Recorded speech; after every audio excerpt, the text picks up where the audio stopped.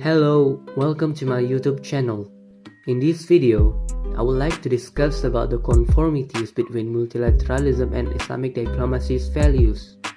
Before we are going to the main discussion, it is necessary for us to comprehend the basic knowledge about multilateralism. After that, I will drive you into the main discussion, whereby we will attempt to identify the similarities between both of them. What is multilateralism?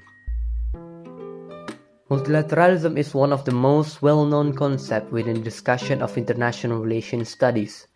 John Gerard Ruggie, a prominent institutionalist scholar from Harvard University, argued that multilateralism is an institutional form which coordinates relations between three or more states on the basis of generalized principles of conduct. That is, principles which specify appropriate conduct for a class of actions without regard to the particularistic interests of the parties or the strategic exigencies that may exist in any specific occurrence, whether or not any specific instance suits their individual likes and dislikes. The omnipresence of multilateralism is represented by the existence of worldwide treaties or agreements, international organizations, international conferences, summit meetings, and other activities involving three or more states. Although multilateralism presence had started before the end of World War II by the existence of Treaty of Westphalia in 1648, Central Commission for Navigation on the Rhine in 1815, and League of Nations in 1920, the very significant effectiveness of multilateralism identified after the end of World War II. Furthermore, the fundamental aspect that distinguishes the pre-war multilateralism with post-war multilateralism is the path of diplomacy conduct. The pre-war multilateralism was considered less open, or in other words, conduct in secret process. In the contrary, the diplomacy conduct of post-war multilateralism is more translucent. The United States reaffirmed the concept of multilateralism after 1945 in terms of certain principles. Miles Kahler, a professor of international relations at the University of California, San Diego, explained that multilateralism, the international structure of the many, is considered as the formula for maintaining peace and security of the international community. It is a sovereignty and democracy enhancing system due to it polish the distributive access of the modern welfare states by encouraging governments to adhere to specific rules based on the norm of non-discrimination. On the other side, bilateralism, a popular mechanism before the 1945, was considered as a discriminatory arrangement and was believed to enhance the leverage of the powerful states over the weak that could cause the increasing of international conflicts. Most states, commonly the smaller, weaker, and powerless states, believed to be disadvantaged by bilateralism.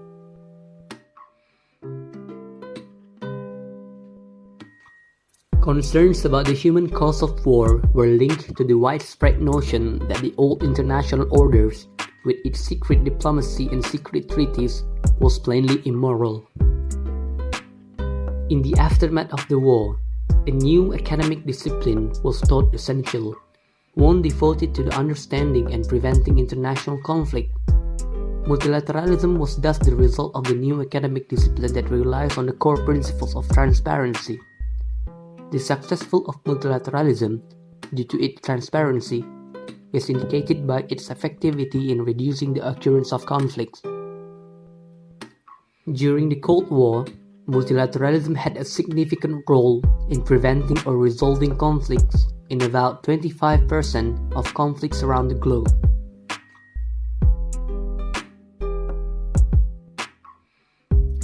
Multilateralism is a liberal-made product.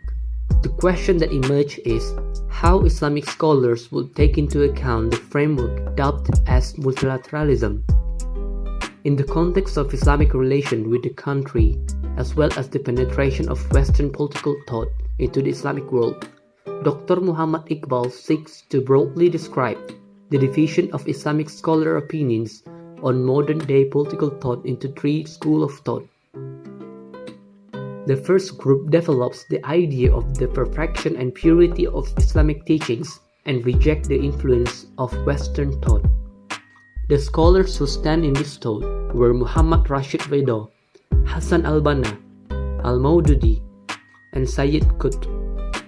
The second group seeks to separate Islam and politics.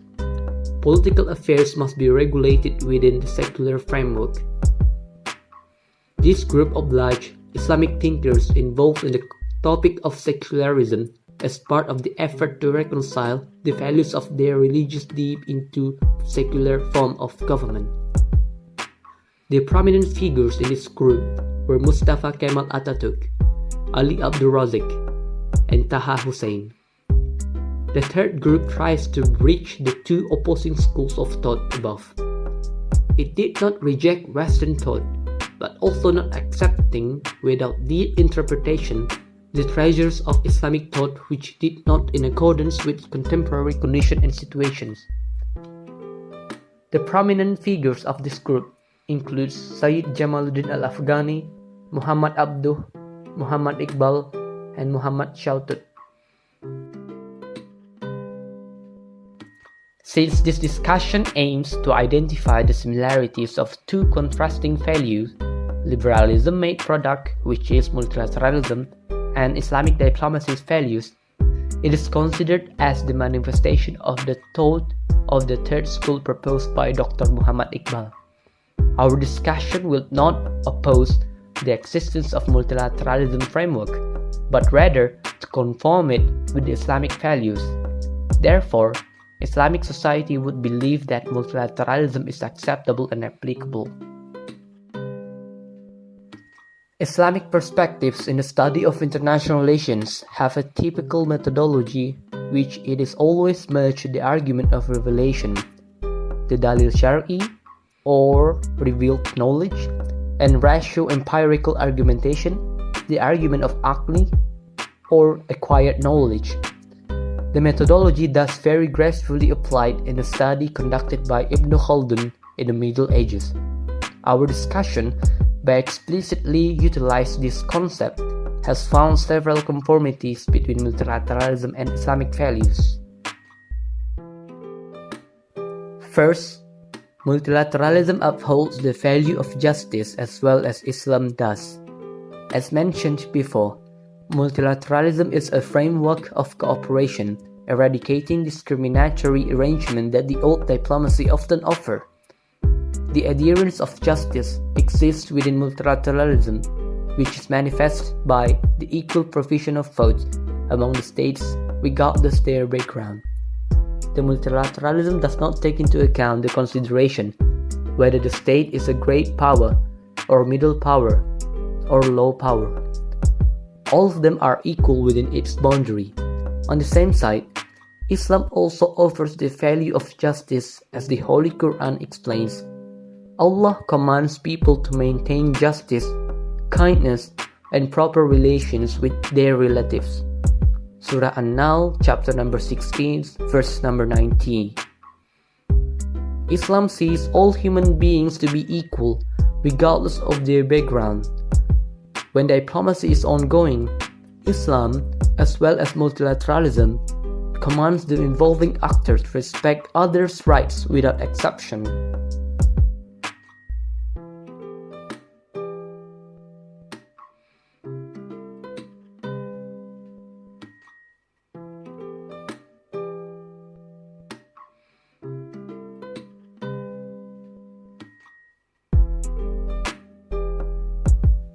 Invite to the way of your Lord with wisdom and good instruction, and argue with them in a way that is best.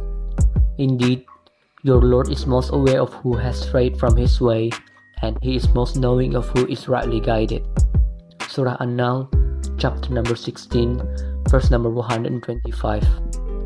From this verse, Allah encourages the Muslims to have a proper advice and negotiate with other peoples in a peaceful way and in the best manner. Transparency, as multilateralism possesses, is considered as the best manner which has been mentioned before. Transparency, which considers as the second similarity of multilateralism and Islamic value, will prevent the existence of lies and hidden conspiracies in the relations among the states. Conspiracies is forbidden in Islam according to the number 1 verse of Surah An-Nahl. The establishment of a friendly relationship with infidels is permitted only if they respect your Muslim values and are not looking for any conspiracy. Since multilateralism conducted in a transparent way, it is impossible for the states to have a hidden conspiracy, as Islam has labeled it as a forbidden. The positive aspects and its conformities with Islamic values has made multilateralism not only favored either by Western or Eastern states, but also by Muslim majority states. It is implied by the creation of the multilateral organization and conference by them. The Organization of Islamic Cooperation, as an instance, is an international organization founded in 1969 consisting of 57 member states with a collective population of over 1.8 billion. The organization considered as the collective voice of the Muslim world and works to safeguard and protect the interests of the Muslim world in the spirit of promoting international peace and harmony. Multilateral conference also applied by Islamic states in certain occasions and purposes. For example, in order to discuss specifically the application of Islamic perspectives in modern science, 6 international conferences have been held, starting from the conference in Saudi Arabia in 1977, Bangladesh in 1981, Indonesia in 1982, Egypt in 1997, and South Africa in 1996.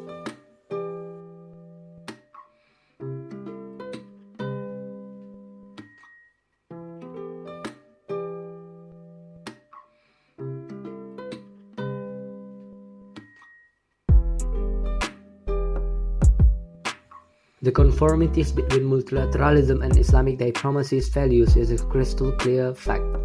Non-discriminatory and transparency principles, which consist within the framework of multilateralism, are also the adherents of Islamic diplomacy. Islamic diplomacy, which based on the basis teachings of Quran, put aside the possibility of actors' discriminatory behavior and close conduct of negotiation, as multilateralism does, which some scholars argue both behaviors, discriminatory and non-transparency, are one among other fundamental reasons of the occurrence of disputes and conflicts.